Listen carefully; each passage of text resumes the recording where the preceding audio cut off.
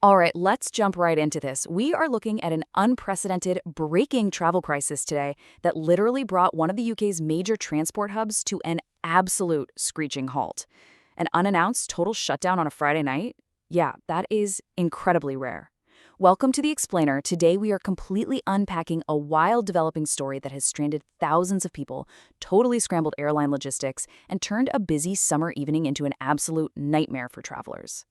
So just picture this scenario for a second. You are starting your highly anticipated weekend getaway. You've packed your bags, you've survived the traffic, made it through security, and you're just sitting there waiting at the gate. And then, out of nowhere, the entire airport just shuts down. You're not just delayed, you are trapped in this wave of terminal chaos as literally all operations freeze. The exits back up, the information screens go blank, and that holiday excitement instantly dissolves into total confusion. Because, guys, that is exactly what happened at Bristol Airport. And to really wrap your head around the scale of this mess, we have to look at the numbers. Bristol Airport handles nearly 11 million passengers a year, around 10.8 million annually to be exact. I mean, it's a massive regional hub. So a sudden Friday night shutdown doesn't just bump a couple of flights. It creates this massive, immediate ripple effect that cascades across the entire UK and European airspace. Aircraft, crews, thousands of people, all displaced in a matter of minutes. Let's look at Section 1. The timeline of a Friday night shutdown. Okay, so operations abruptly stopped just after 6 p.m. on Friday. Officially, they recorded it around 6:08 p.m. The airport just completely froze, and this immediately triggered mass diversions. Incoming flights that were already up in the air had to be rapidly rerouted to London Gatwick, Cardiff, and Birmingham. Overnight, thousands of passengers were left entirely stranded in terminals, both in the UK and abroad. Just think about the sheer uncertainty of that. You're sitting on a hard terminal floor from 6 p.m., desperately hoping things resume by 6 a.m., only to find out the suspension was pushed to at least 8 a.m. the next day. And still, no clear answers. Moving on to Section 2, the cause and the chaos. You've got to love the disconnect here, because there was a stark contrast between the official PR and what passengers actually went through. On one hand, the airport puts out this very sterile, cautious update, citing a defect on the runway, right? Saying they temporarily suspended operations as a precaution. But on the ground, a totally different reality. Travelers reported the terminal's tannoy system went completely down, meaning literally zero announcements were being made. People were describing it as a complete shambles, with over 1,000 passengers desperately trying to push out through just 2 gates while getting completely contradictory advice. And while the airport officially stuck to that super vague term defect, social media started painting a much clearer picture. One stranded passenger whose eldest son was actually stuck at the airport claimed that a sudden crack in the runway tarmac was the real culprit. It's profoundly ironic when you think about it. You have this massive, multi-million-dollar international jet logistics network, and it is completely, totally paralyzed by a simple crack in the ground. I mean, small fissure or major structural flaw, it was enough to ground an entire international airport. Up next, Section 3, stranded passengers and the human impact. Take the story of Charmaine Hines. She's a Welsh mom who was just trying to get her family of 5 home from a summer holiday in Barcelona. They were supposed to fly out Friday night. Instead, they spent 3.5 hours at Barcelona airport with no access to food, just waiting to get their checked bags back.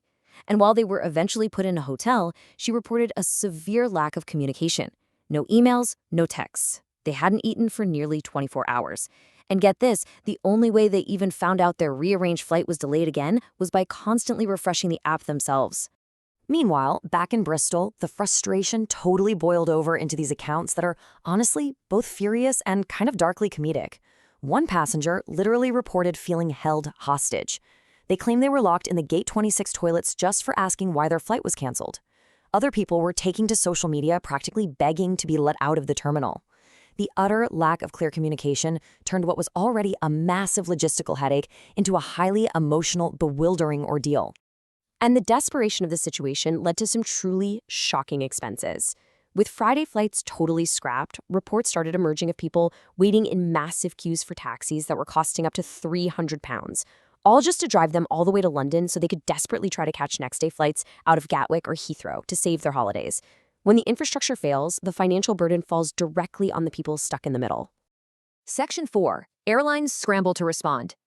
So, as you can imagine, the airlines were forced into a massive logistical scramble. Inbound flights were just scattered across the country to Gatwick, Birmingham, and Cardiff. And if you think about what it actually takes to divert a fully loaded commercial flight at the absolute last minute, you've got pilots recalculating fuel, dealing with air traffic control for brand new landing slots, and coordinating entirely new ground crews. It is a nightmare. Jet2 and EasyJet had to suddenly pivot to arranging ground transport and late-night hotels for thousands of people.